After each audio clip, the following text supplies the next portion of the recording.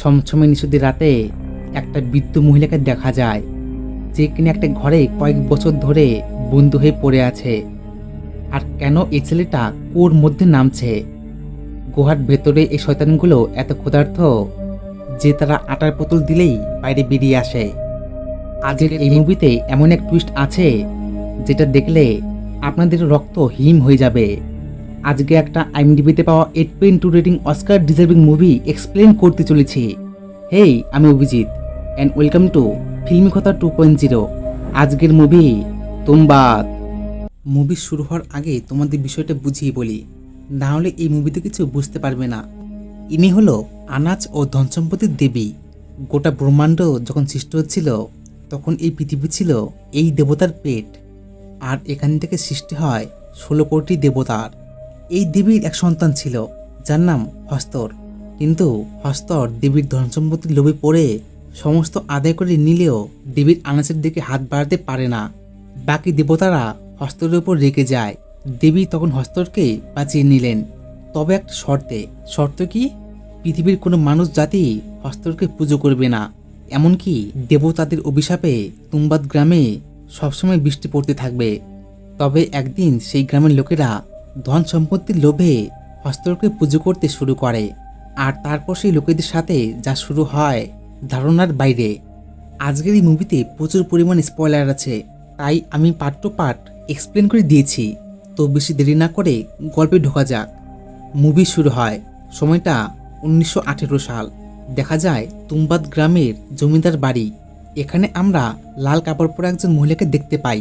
মহিলা এই জমিদার পরিবারে দাসী হিসেবে কাজ করত, আর হ্যাঁ, জমিদারের সাথে মহিলা এসবও করত।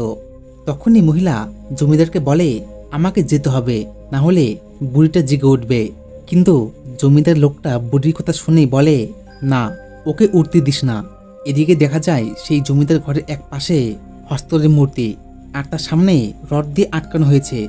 মহিলা জমিদারকে বলে, আপনি বলেছিলেন অমাবস্যার দিনে আমাকে ওই সোনার কয়েনটি দিবেন।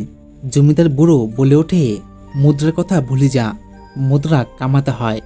এরপর দেখা যায় ওই মহিলার 2 ছেলে আছে, একজন বিনায়ক আর একজন সদাশিব।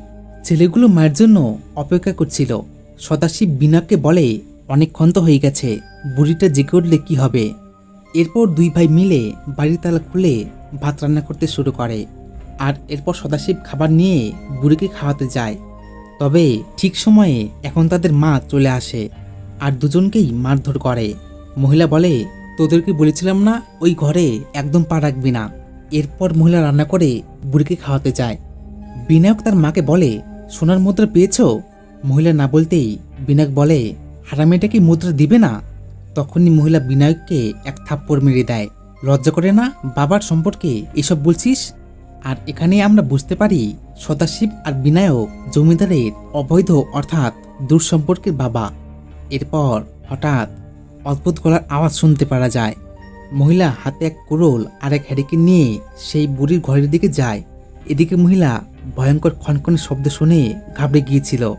তখন মহিলা বুড়িকে বলে, শুয়ে পড়ো, না হলে হস্তর চলে আসবে।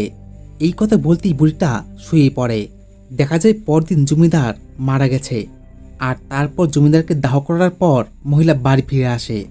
মহিলা তার বাচ্চাদেরকে বলে, আজকে রাতে আমরা তুম্বাদ গ্রাম ছাড়ব, আর জামাকাপড়গুলো গুছিয়ে নিবি, আমরা পুনে যাব। বিনায়ক তার মাকে বলে, বুড়িটার তাহলে কি হবে? এক কাজ করি, বুড়িটাকে জাগিয়ে ধন সম্পত্তি খাজনার কথা জিজ্ঞেস করি, যদি কোনো খোঁজ পাই। তখন মহিলা বলে, ধন সম্পত্তির কথা ভুলে যা, জমিদার বাড়িতে ধন সম্পত্তি নেই, আর যেটুকু ছিল সেটুকু জমিদার শেষ করে দিয়েছে।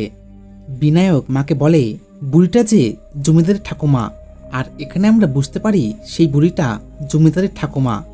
আর এখানে একটা প্রশ্ন আসতে পারে, জমিদার যে এত বয়স্ক আর তার ঠাকুমাই বা কি করে বেঁচে আছে, এটা আমরা মুভির শেষের দিকে জানতে পারবো। এরপর বিনায়ক বাইরে বেরিয়ে আসে, আর সদাশিব গাছের উপরে বসে থাকে। সদাশিব দাদাকে বলে, সম্পত্তির কথা জিজ্ঞেস করাও কি অশুভ?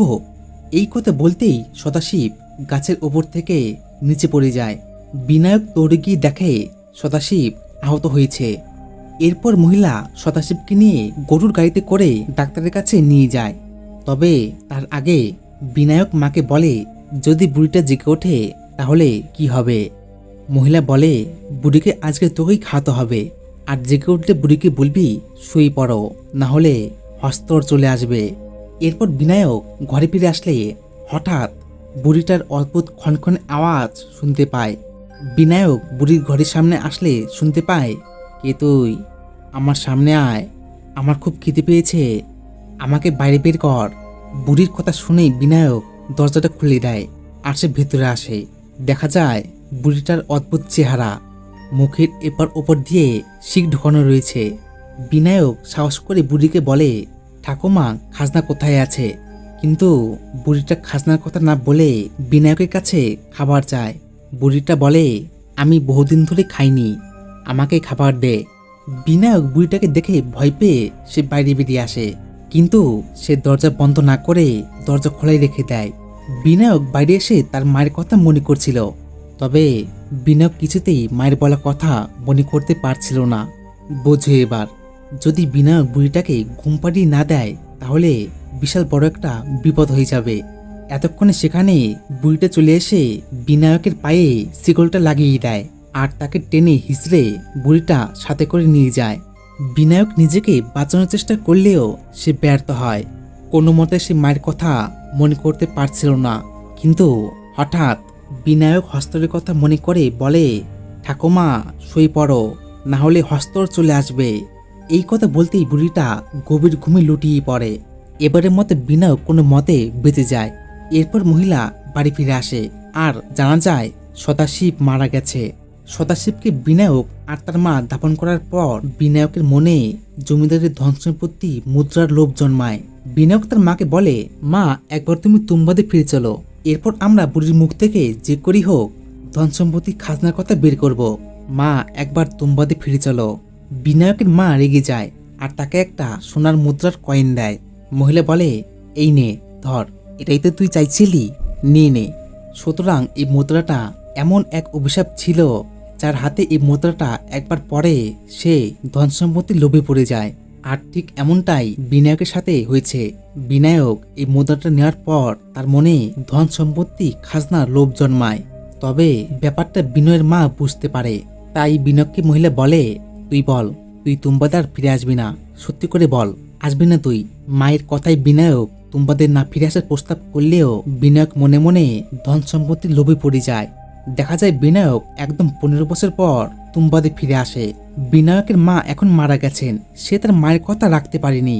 আসলে কি করিবা পারবে, এতগুলো ধন সম্পত্তি বিনায়ককে যে নিতে হবে। বিনায়ক এরপর সেই বাড়িতে যায় যেখানে তার ঠাকুমাকে বন্দি করে রাখা হয়েছিল। দেখা যায় বহু বছর সময় যাওয়ার পর বাড়িতে মাকড়সা আর গাছে লতাপাতা ছড়িয়ে পড়েছে। বিনায়ক কোনো মতে ঠাকুমাকে খুঁজে বের করে। দেখা যায় একটা হৃৎপিণ্ড নিঃশব্দভাবে শ্বাস প্রশ্বাস নিচ্ছে। এরপর বিনায়ক তার ঠাকুমাকে জাগিয়ে তোলে। বিনায়ক ঠাকুমাকে বলে, ঠাকুমা আমি এসে গেছি। বুড়িটা বলে, তুই আবার আসলি? তুই তো হারামির বাচ্চা, তোর বাবাও হারামির বাচ্চা ছিল, লোভী ছিল, আর তুইও লোভী। বিনায়ক ঠাকুমাকে বলে, আরে ঠাকুমা আমি লোভ করবো না তো কে করবে? বুড়িটা বলে, তুই আমাকে মুক্তি দে, আমাকে আগুন দিয়ে জ্বালিয়ে দে, আমি বহুদিন ধরে ফেসে আছি, আর থাকতে পারছি না। এরপর বিনায়ক বুড়ির কাছ থেকে ধন সম্পত্তি খাজনার খোঁজ নিয়ে নেয়। তবে এখানে বুড়িটার এমন অবস্থা কি জন্য হয়েছে সেটা জানতে পারা যায় না, যেটা আমরা শেষের দিকে জানতে পারবো। বিনায়ক জমিদার বাড়ি চলে আসে, কিন্তু এখানে বিনায়ক ধন সম্পত্তি খাজনার কোথাও হদিশ পায় না। দিনের পর দিন, রাতের পর রাত হয়ে যায়। বহু বছর পর বিনায়ক শেষমেশ ধন সম্পত্তি এবং খাজনার খোঁজ পেয়ে যায়। সুতরাং বিনায়ক খাজানার খোঁজ করতে করতে পাগলের মতো হয়ে গেছে। এরপর বিনায়ক তার বাড়ি ফিরে এসে ঠাকুমাকে মুক্তির জন্য আগুন দিয়ে জ্বালিয়ে দেয়। বুড়িকে মুক্তি দিয়ে বিনায়ক তার বাড়ি ফিরে আসে। তবে এখানে সমস্যা হলো, বহু বছর পর বিনায়ক বাড়ি ফিরে আসলে বিনায়ককে তার পরিবারের কেউ চিনতে পারে না। তার বউ পর্যন্ত পাগল ভাবছিল। বোঝে এবার কি অবস্থা। বিনায়ক এক চিৎকারে সবাইকে বুঝিয়ে দেয় সে পাগল নয়, এবং সেই চিৎকারে বিনায়কের বউ আর বাকিরা বুঝে ফেলে সেই বিনায়ক। বিনায়কের বউ বিনায়ককে বলে, এতদিন তুমি কোথায় ছিলে? আমার কাছে একটা টাকাও ছিল না, তাই আমি আটার ব্যবসা শুরু করেছি। তখন ভারতে ব্রিটিশদের রাজ চলছিল, আর ভারতে স্বদেশী আন্দোলন শুরু হয়েছিল। সেই সময় 30 টাকা মানে বর্তমান সময় বহুত টাকা। আসলে বিনায়ক সেই সময় রাঘব নামে লোকটার কাছ থেকে 31 টাকা ধার নিয়েছিল। বিনায়ক তাই রাঘবের ধারের টাকা শোধ করতে এসেছিল। রাঘব বিনায়ককে দেখে বলে, তুই বহুদিন পর আসলি, এতদিন কোথায় ছিলি? আর তুই যে ধার নিয়েছিলি সেটা এখন সুদে আসলে অনেক বেশি হয়ে গেছে। তখনই বিনায়ক রাঘবকে বলে, আমার কাছে একটা সোনার মুদ্রা আছে, নিবি নাকি? রাঘব সোনার মুদ্রা দেখে চমকে যায়। বিনায়কের মতো সাধারণ একজন সোনার মুদ্রা কি করে পেল? যার কারণে রাঘব বিনায়ককে বলে, তুই কি তাহলে চুরি করে নিয়ে এসছিস, না অন্যের কাছ থেকে ছিনতাই করে নিয়ে এসছিস, কোনটা? বিনায়ক বলে, এটা আমার বাবার সম্পত্তি। সে সময়ে একটা সোনার মুদ্রার দাম ছিল 100 টাকা। আর বিনায়ক রাঘবের ধার শোধ করে একের পর এক সোনার মুদ্রা সেই বাড়ি থেকে আনতে শুরু করে। তবে কেউ জানতে পারে না। সোনার মুদ্রাগুলো দেখে রাঘব মনে করে, বিনায়ক কি করে এতগুলো সোনার মুদ্রা পাচ্ছে। এদিকে রাঘবের সাথে ব্রিটিশ সৈনিকদের ভালো একটা সম্পর্ক ছিল, ওই বলো বন্ধুত্বের মতো। একদিন সেই ব্রিটিশ সৈনিক রাঘবকে ডেকে জমি জায়গা বিক্রি করতে চায়। সুতরাং রাঘবের কাছে এখন এতগুলো টাকা ছিলই না, যে জন্য রাঘবের টাকা পয়সার প্রয়োজন। রাঘব একদিন বুদ্ধি বের করে, যেহেতু বিনায়কের কাছে এতগুলো সোনার মুদ্রা আছে, তাই সে তার বইয়ের কাছ থেকে আসল রহস্যটা জানবে, আর সেখান থেকে সোনার মুদ্রা সেও সংগ্রহ করবে। দেখা যায় বিনায়ক বাড়িতে না থাকায় রাঘব বিনায়কের বইয়ের কাছ থেকে গল্পের ছলে আসল রহস্যটা জানতে চায়। কিন্তু বিনায়কের বউ বলে, সে তো আমি বলতে পারছি না, তবে এতটুকু জানি বিনায়ক বাড়িতে স্বর্ণ মুদ্রা নিয়ে আসে। এরপর বিনায়ক রাঘবকে তার বাড়ি দেখে চমকে যায়, কিছু একটা ব্যাপার আছে। বিনায়ক রাঘবকে বলে, তোমার তো কাল আসার কথা, আজকে আসলে? রাঘব কোনো মতে বিনায়ককে বুঝিয়ে ব্যাপারটা সন্দেহের হাত থেকে সরিয়ে দেয়। তবে রাঘব যাওয়ার আগে বিনায়ককে বলে, তোমার তো এখন বহু ধন সম্পত্তি আছে, আমাকে তোমার সম্পত্তির হিসেব করার জন্য সঙ্গী বানিয়ে নাও। তোমার তো এত টাকা পয়সা আছে, ঠিক মতো হয়তো হিসেব করতে পারবে না। কিন্তু বিনায়ক রাঘবকে না বলে। এরপর দেখা যায় বিনায়কের ছোট্ট একটা ফুটফুটে বাচ্চা হয়েছে। অন্যদিকে রাঘব আরো একটা বুদ্ধি বের করে। আসলে একদিকে তার আগের থেকে রোজগার কম হয়ে গেছে, আর অন্যদিকে ব্রিটিশ সৈনিকরা তাকে জায়গা জমি কিনতে চাপ দিচ্ছে। রাঘব একটা মেয়েকে নিয়ে এসে বিনায়কের কাছে বিক্রি করে 800 টাকা দিয়ে। কিন্তু বিনায়ক সেই মেয়েটিকে চাকরানি হিসেবে নয়, যৌবন শখের চাহিদা সম্পন্ন করতে রেখেছিল। তবে একটা সমস্যা হলো, বিনায়কের বউ এসব জানতে পারলে সমস্যা হয়ে যাবে। বিনায়ক তার বউকে বলে, তোমার যেহেতু চাকরানির প্রয়োজন ছিল, তাই আমি এই মেয়েটিকে চাকরানি হিসেবে নিয়েছি। তবে বিনায়কের বউ এই মেয়েটাকে সন্দেহ করে। এরপর সেই মেয়েটা বিনায়ককে বলে, তুমি যদি আমাকে আরো 50 টাকা দাও, তাহলে আমি বলতে পারি আমাকে তোমার কাছে বিক্রি করা হয়েছে কেন।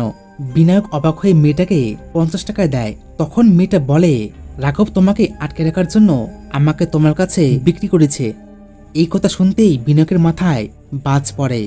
আসলে বিনায়ক বুঝতে পেরে গেছিল তার সোনার মুদ্রা রাঘব হাতিয়ে নিচ্ছে। ওদিকে রাঘব জমিদার বাড়িতে আসলে সে কোনো ধনসম্পত্তি এবং খাজনার খোঁজ পায় না। রাঘব সেই জায়গায় তন্ন তন্ন করে খোঁজ করতে থাকে, কিন্তু কোনো খাজনার খোঁজ পায় না। বিনায়ক এদিকে জমিদার বাড়ি চলে আসে। রাঘব এই দৃশ্যটা খেয়াল করে। সে দেখে বিনায়ক কুয়োর নিচে নেমে আবার উপরে উঠে আসে। সুতরাং রাঘব বুঝতে পেরে গেছিল বিনায়ক এই কুয়োর নিচ থেকে সোনার মুদ্রাগুলো নিয়ে আসে। রাঘব মনে করে যদি সে একবার সেই কুয়োতে যেতে পারে, তাহলে সেও সোনার মুদ্রা নিয়ে আসবে, আর তার কাছে ধন সম্পত্তি কম হবে না। এরপর রাঘব সেই কুয়োতে নামতে যায়। রাঘব সেই কুয়োর ভেতরে এক দড়ির সাহায্যে এত ভেতরে চলে আসে, চারপাশ দিয়ে দেওয়ালটা মানুষের রক্তের মতো লাল হয়ে আছে, আর এক পাশে মানুষের হৃৎপিণ্ডের মতো শ্বাস প্রশ্বাস নিচ্ছে। এইসব দৃশ্য দেখে রাঘব ভয় পেয়ে যায়। এদিকে তখনই রাঘবের কানে এক অদ্ভুত শয়তানের শব্দ ভেসে উঠছিল। তবে রাঘব সোনার মুদ্রা নেওয়ার জন্য যে কোনো পরিস্থিতির সম্মুখীন করতে পারে। রাঘব পাশে একটা পাথর দেখে সামনে এগিয়ে গেলে পাথরটা খুলতেই ভেতর থেকে একটা আটার পুতুল দেখা যায়। রাঘব কিছুই বুঝতে পারে না এই আটার পুতুল দিয়ে কি হবে।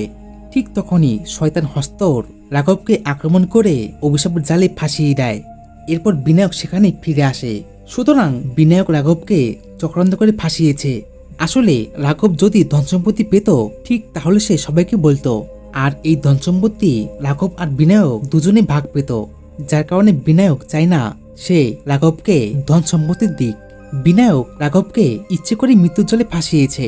ওর বিনায়ক সেই ভিতরে প্রবেশ করলে দেখে শয়তান হস্তটা রাঘবকে আক্রমণ করে অভিশাপের জালে আটকে নিয়েছে। এমনকি দেখা যায় রাঘবের চোখ মুখ কিছুই বুঝতে পারা যাচ্ছে না, শুধু তার মাথাটা বুঝতে পারা যাচ্ছে। রাঘব বিনায়ককে কিছু বলার চেষ্টা করছিল, কিন্তু বিনায়ক কিছুই বুঝতে পারে না। এরপর বিনায়ক রাঘবকে বলে, রাঘব শুয়ে পড়, না হলে হস্তর চলে আসবে। এই কথা শুনতে রাঘব গভীর ঘুমে হারিয়ে যায়। এইবার আসল রহস্যটা বের হয়, বিনায়ক কি করে সোনার মুদ্রাগুলো নিয়ে আসতো। দেখা যায় বিনায়ক আটা দিয়ে একটা গোল সার্কেল করে, আর ওই যে পাত্রের কথা বলেছিলাম সেই পাত্র থেকে আটার পুতুলটা বের করে। দেখা যায় আটার পুতুলটা বের করতেই শয়তান হস্তর এসে হাজির।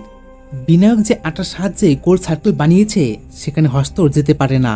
দেখা যায় হস্তর আটার পুতুল খেতে গোল সার্কেলে প্রবেশ করতেই তার হাতে আগুন জ্বলে ওঠে। কিন্তু কেন, যেটা আমরা মুভির শেষের দিকে জানতে পারবো। হস্তর আটার পুতুল খেতে না পেরে রেগে যায়, যার কারণে হস্তর রাঘবের দিকে ছুটে যায়। দেখা যায় হস্তর রাঘবের এক হাত ছিঁড়ে কামড়ে খাচ্ছে।